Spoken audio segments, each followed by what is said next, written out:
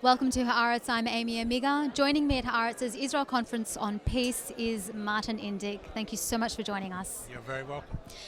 You were the American ambassador to Israel when Prime Minister Yitzhak Rabin was assassinated. How did this assassination change America's approach to the peace process?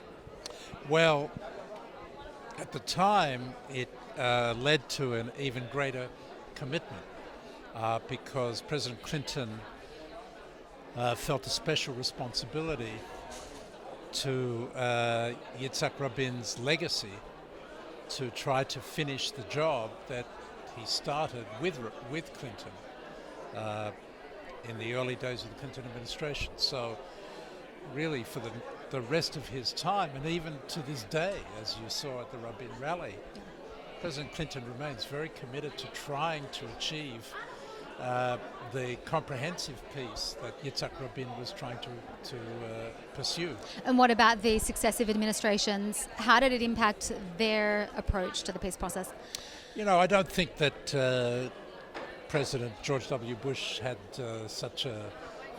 he had no relationship with Yitzhak Rabin, and so he came in thinking this was all a waste of time, and that Clinton had been desperate to try to achieve peace, and so he decided not to pursue it until he eventually came around in his last year when Prime Minister Olmert was pursuing it. But I don't really think that it made much of an impact there. Well, not much progress has really been made. Do you think the assassination also put a bullet in the peace process? Yes, I think there's no doubt that things went downhill dramatically from that point on.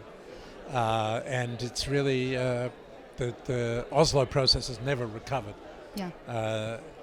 It wasn't the only reason, but it started a process that has been impossible to arrest, which has just led to an increasing doubt on both sides about the intentions of the other, conviction on both sides that the other side is not a partner to peace. And the heart of Rabin's approach, which was to separate out of respect for the other, has been destroyed. So do you think then that had Rabin still been around, there would be a peace deal right now? Well, that's conjecture, of course. We can't know by definition. But I do think that what Rabin had managed to achieve with Shimon Peres as his partner in this was a degree of trust between himself and Arafat. Arafat was a very artful dodger, a difficult customer, but they had found their ways to put their arms around him, that is Rabin and Peres.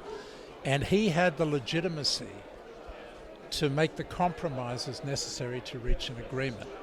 And so that partnership, they had a genuine partnership at that point, which I think would have been critical to reaching an agreement. So I do think that Rabin would have been able to complete the Oslo process and perhaps reach an agreement on a final deal. He certainly would have done the deal between Israel and Syria, which we were negotiating secretly at the time. That's why I was sent here as ambassador to negotiate that deal.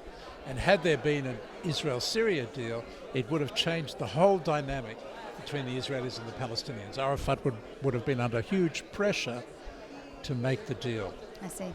Now, you have more experience than almost any American official in trying to broker a deal between Israel and the Palestinians, yet we've seen that not much progress has been made. Have you given up on believing that peace is possible in our time? No, I'd never give up on that. On believing it? But the hope is there. Our motto is never to give up. And the alternative of giving up cannot produce anything.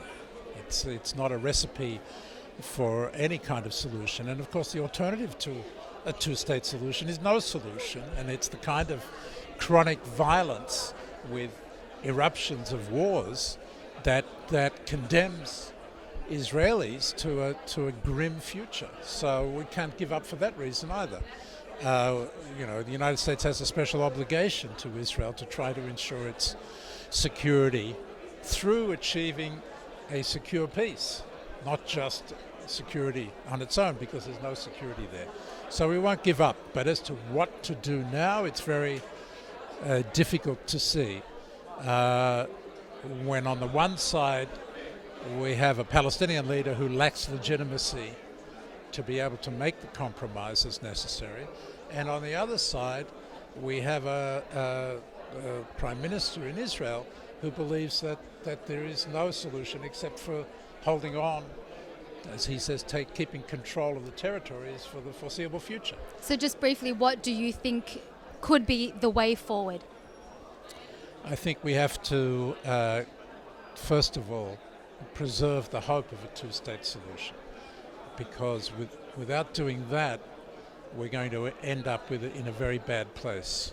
And it's getting to the point where it will be impossible to reverse the process underway of settlement and creeping annexation of 60% of the West Bank, which will render a two-state solution impossible. Therefore, what's very important, I think, is steps on the ground that revive hope that the territory is still there for negotiations rather than it's going to be taken over by Israel, and to try to find a way to concert the international community, which supports a two-state solution, the Arab states who will make peace if there is a two-state solution, so that we have both a bottom-up and an outside-in approach that will engender some hope.